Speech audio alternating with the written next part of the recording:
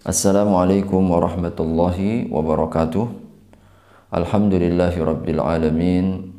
Wassalatu wassalamu ala asyrafil anbiya'i wal mursalin Nabiyyina Muhammadin wa ala alihi wa sahbihi wa sallim ajma'in. Amma ba'd. Pertama-tama senantiasa kita panjatkan rasa syukur kehadirat Allah Subhanahu wa taala atas rahmat dan karunia-Nya. Pada kesempatan yang berbahagia ini kita kembali dapat bersilaturahim dalam kajian online yang mudah-mudahan Allah jadikan sebagai sarana kita untuk meningkatkan kualitas iman, ilmu, dan menjaga istiqomah kita di dalam kehidupan sehari-hari. Salam dan salawat tidak lupa mari kita sampaikan kepada Nabi Allah Muhammad sallallahu alaihi wasallam, keluarga, para sahabat, serta seluruh umatnya yang senantiasa istiqomah di atas nilai petunjuk ajarannya hingga yaumul qiyamah. Bapak-bapak, ibu-ibu jamaah kajian Majelis Ta'lim Bank Indonesia yang dirahmati Allah, pada pertemuan ini kita akan membahas tentang masalah mengusap sepatu. Adalah sebuah syariat Nabi Shallallahu Alaihi Wasallam, bentuk kasih sayang dan kemudahan dalam Islam, di mana syariat ini ada menunjukkan dan bukti betapa Islam tidak akan memberatkan. Islam berorientasi kepada kemudahan, dan memang demikian adanya karakteristik dan tabiat ajaran ini. Allah menghendaki kita mudah dan Allah tidak menghendaki kita sulit. Yuridullahu bikumul yusra wa la yuridu bikumul usra. Dia menghendaki kemudahan dan dia tidak menghendaki kesulitan bagi kalian. Dalam surat Al-Hajj Allah juga ingatkan, ma yuridullahu ma ja'alallahu fid dini min haraj. Allah tidak menjadikan di dalam agama ini kesulitan. Maka kaidahnya setiap terdapat beban maka langsung diringankan. Ketika kita tidak memiliki kemampuan, maka Allah Subhanahu wa taala akan turunkan beban itu. Mengusap sepatu ini adalah bagian dari ajaran ini. Yang mudah-mudahan insya Allah dalam bab ini kita akan mentelaah, kita akan mengkaji hadis-hadis Nabi Shallallahu Alaihi Wasallam yang membicarakan masalah mengusap sepatu. Mudah-mudahan bapak-bapak, ibu-ibu dapat juga menyimak ya melalui kitab dan juga referensi yang sudah kita sepakati, dan mudah-mudahan ini akan memberikan sebuah dasar-dasar hukum bagi kita ketika kemudian suatu ketika nanti kita melaksanakan. Hadis yang pertama di dalam kitab Bulughul Maram ini yaitu hadis dari Mughirah bin Syu'bah radhiyallahu anhu qala kuntu ma'an Nabi sallallahu alaihi wasallam, aku bersama Nabi sallallahu alaihi wasallam, fatawadda'a, lalu kemudian beliau berwudu, fa ahwaitu li anzi'a khuffaihi, lalu kemudian aku bermaksud untuk mengeluarkan atau mencopot kedua sepatunya, faqala, maka Nabi bersabda, da'huma, biarkan keduanya, fa inni adkhaltuhuma tahirataini, karena aku telah menggunakannya dalam keadaan suci. Famasaha alaihima, maka kemudian Nabi mengusap bagian atasnya. Muttafaqun alaih, hadis ini disepakati oleh kedua imam dalam hadis, yaitu Imam Bukhari dan juga Imam Muslim. Hadis ini Bapak Ibu sekalian menjadi dalil yang sangat kuat. Pertama, dan juga syarat ketika dan bagaimana caranya. Hadis ini menegaskan tentang syarat, petunjuk, kemudian juga bagaimana cara kita mengusap sepatu. Pertama, di dalam hadis ini Nabi SAW tadi sampaikan harus berwudu, karena Nabi SAW pada waktu itu tidak dicopot, tapi ternyata dilarang, dan beliau lakukan setelah berwudu. Kemudian Nabi SAW mengusap bagian atasnya.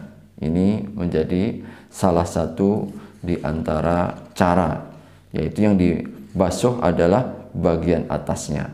Dan ada riwayat hadis yang kedua yang dicantumkan dalam kitab Bulughul Maram ini, di mana dikeluarkan oleh 4 imam dalam hadis, Bukhari, Muslim, kemudian At-Tirmidzi, kecuali Imam An-Nasai, bahwasanya Nabi SAW mengusap bagian a'lal khuffi wa asfalahu, bagian atas dan bagian bawah.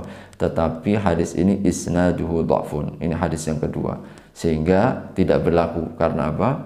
Karena kelemahannya.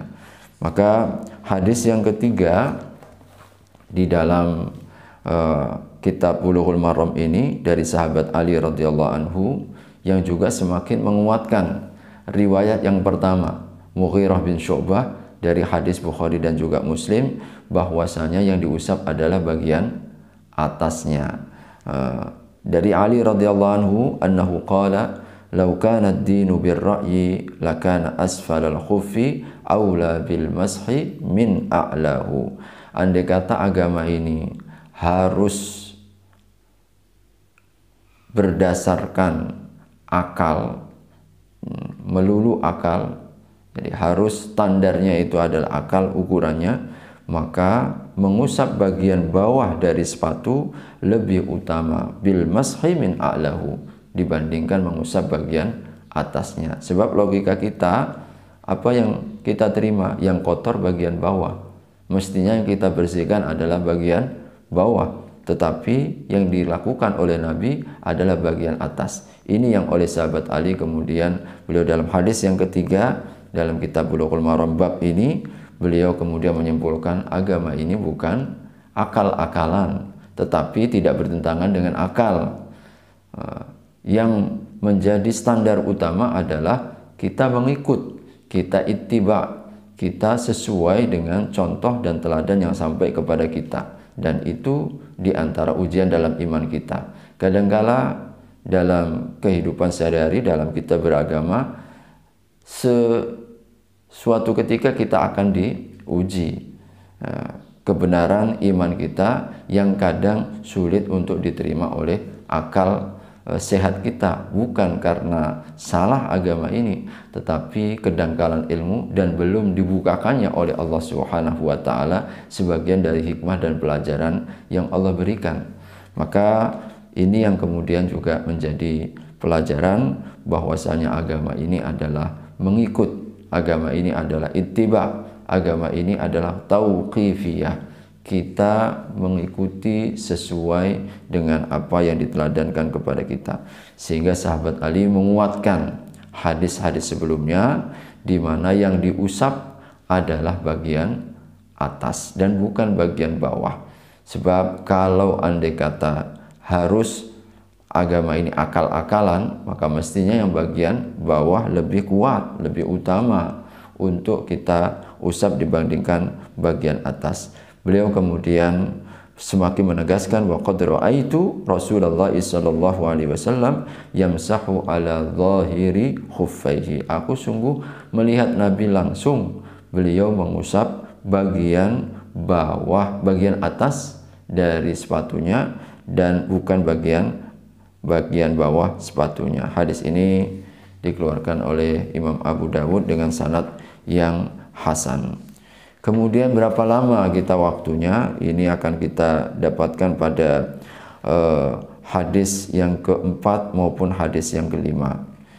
Dari Safwan bin Asal qala kana Nabi sallallahu alaihi wasallam ya'muruna idza kunna safaran.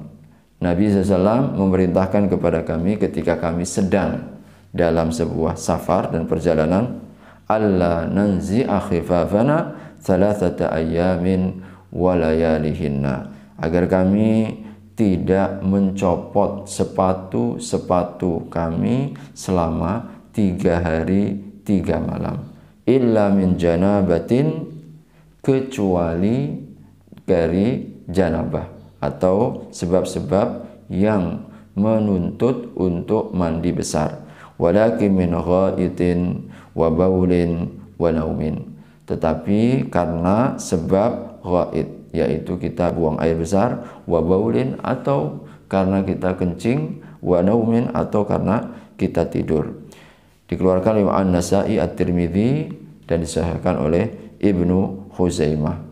Bapak Ibu sekalian, hadis yang keempat ini menunjukkan apa? Pertama, batas waktu yang ditoleransi kita boleh tidak mencopot sama sekali, sehingga cukup kita hanya dengan mengusap bagian atasnya adalah 3 hari 3 malam bagi musafir. 3 hari 3 malam bagi musafir. Dan yang kedua, pelajaran dari hadis keempat ini adalah karena hadas kecil dan tidak berlaku pada hadas besar. Sebab Nabi perintahkan untuk tidak mencopotnya kecuali dari janabah. Artinya kalau sebab-sebab karena janabah, maka tidak berlaku lagi, batal, wajib kita mandi dan copot sepatu kita. Adapun kalau karena faktor sebab-sebab yang membatalkan wudhu kita, seperti tidur, seperti kencing, seperti buang air besar, sebagaimana dalam hadis Sofwan bin Asal, hadis yang keempat ini, maka kita boleh untuk tidak mencopot. Apabila kita masih dalam keadaan suci, masih ketika kita menggunakannya tadi dalam keadaan suci setelah berwudhu, maka kita kemudian boleh tidak mencopotnya, cukup mengusap bagian atasnya. Bagaimana keadaan orang mukim?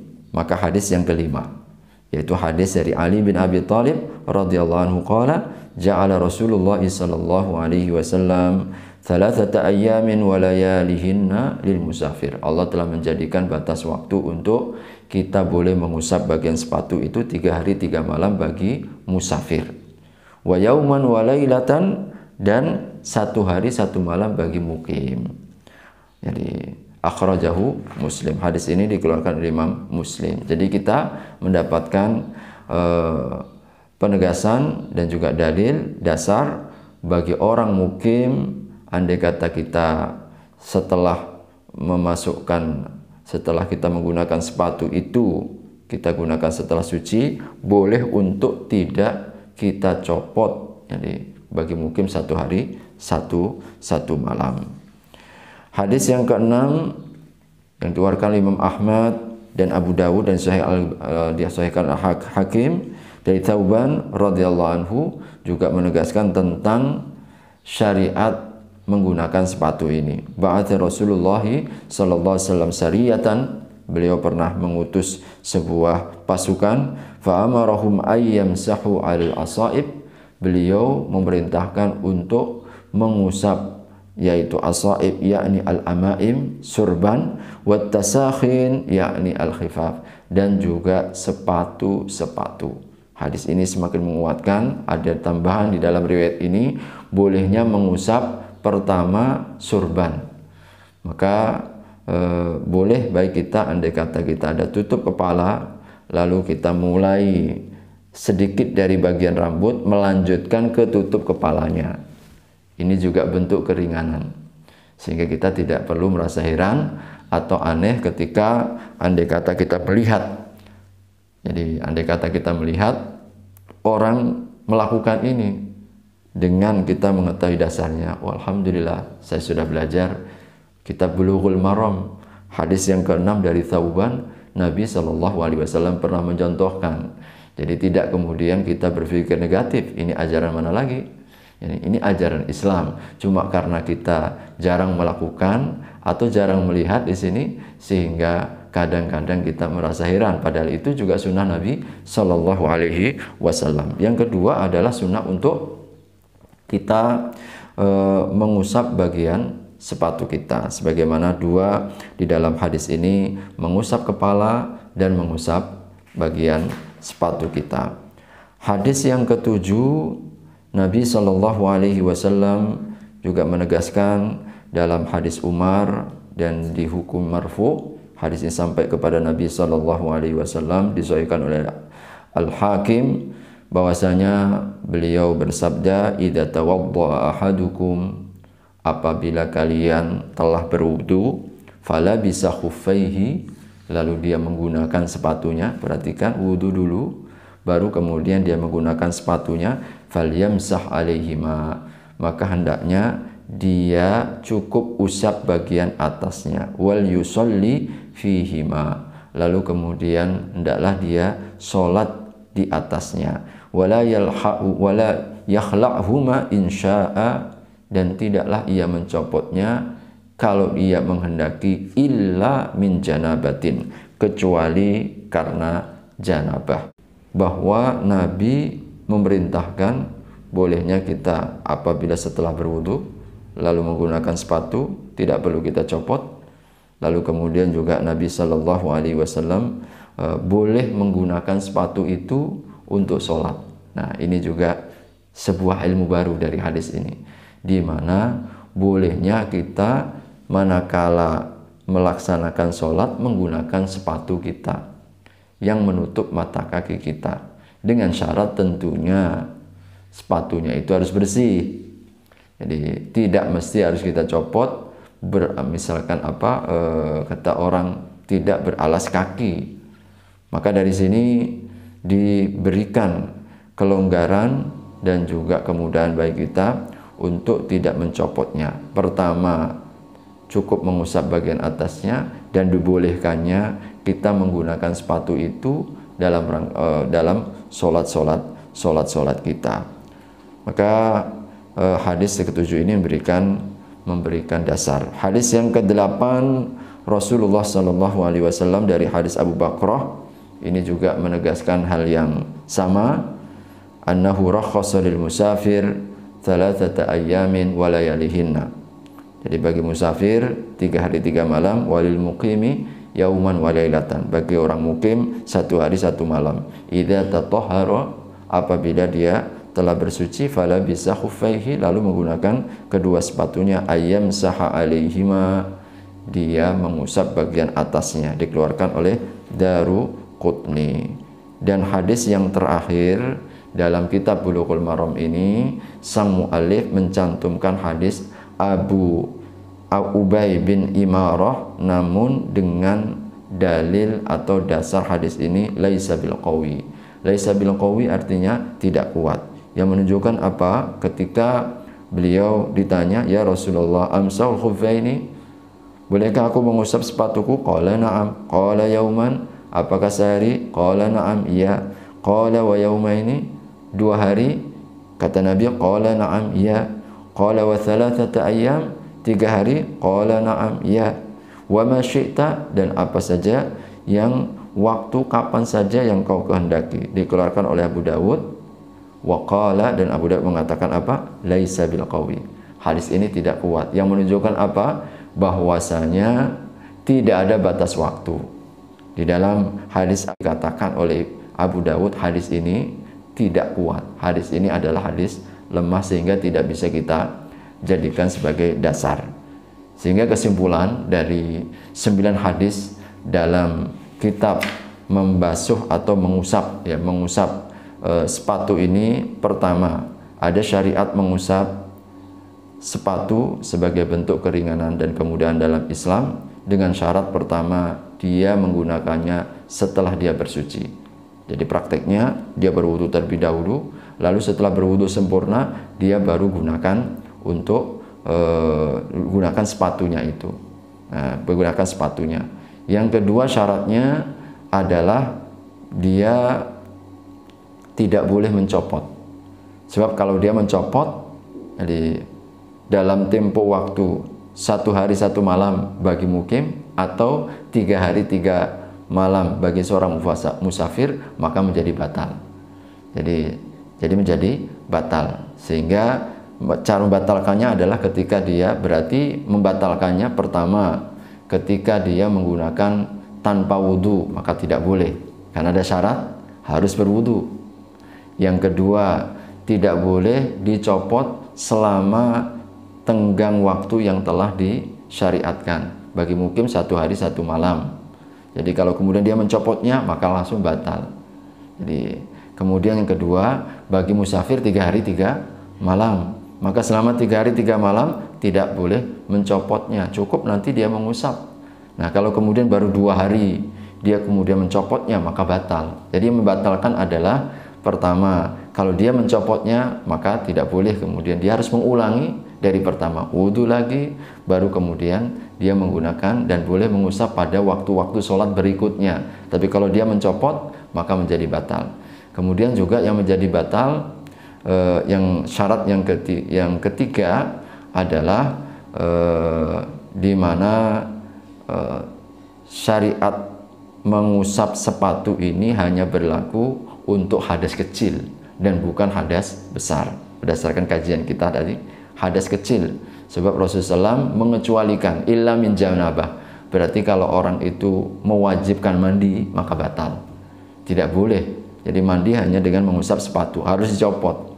Karena toleransi dan syariatnya itu khusus hanya untuk hadas kecil. Maka Nabi membolehkan kalau kita batal karena tidur, kita batal karena kita batal karena kentut, buang angin atau buang BAB dan sebagainya, maka boleh kita tidak mencopotnya dan cukup kita mengusap bagian atasnya. Adapun bagian bawah ini sebagaimana hadis-hadis yang tadi disampaikan bahwasanya tidak kuat, maka cukup syariatnya adalah bagian atas, kemudian batas waktunya 3 hari 3 malam, kemudian bagi musafir dan 1 hari 1 malam bagi orang yang mukim. Adapun hadis yang mengatakan tidak ada batas dihukumi sebagai hadis yang lemah. Mudah-mudahan ini menjadi petunjuk dan bagian ilmu baik kita bersama yang dapat kita jadikan sebagai tuntunan apabila sewaktu-waktu karena kita faktor sakit, kita kedinginan, diri kita, keluarga kita, maka kita berikan anjuran ambil saja keringanan yang Allah berikan tanpa harus mencopot sepatu maupun juga kaos kakinya. Cukup kita usap bagian atasnya, maka insya Allah mengganti dari tetap menyempurnakan cara wudhu kita. Jadi hadanallahu wa iyyakum, mudah-mudahan manfaatnya, kurang dan lebihnya mohon dimaafkan. Wabillahi taufiq wal hidayah. Wassalamualaikum warahmatullahi wabarakatuh.